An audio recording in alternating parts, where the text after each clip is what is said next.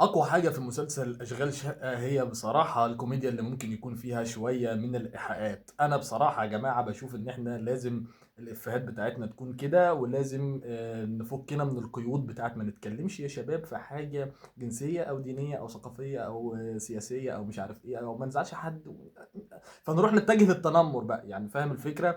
أنا بصراحة الكوميديا بتاعتي وبتاعت كل الشعب المصري على القهوة في الشغل في أي حتة هي ان انت بتقول حاجات فيها ايحاءات، بتقول حاجات عن السياسه، بتقول حاجه عن الكوره، بتقول حاجه عن مش عارف ايه الكلام ده. ان احنا نصنع مسلسل يكون بيبتعد تماما عن الحاجات دي، فاحنا كده هنعمل كوميديا تشارلي شابلن.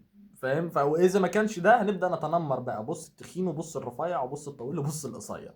فانا بالنسبه لي لازم الكوميديا تتحرر من القيود القديمه جدا اللي احنا بنشتغل بيها، لان الشعب اساسا تتحرر منها من زمان يعني. وبس كده، ده كان رايي في الموضوع ده. اتمنى تكتب لي كومنتس كنت مختلف او متفق معايا في اي حاجه، وتابعني بنزل محتوى يومي عن التمثيل. وسلام.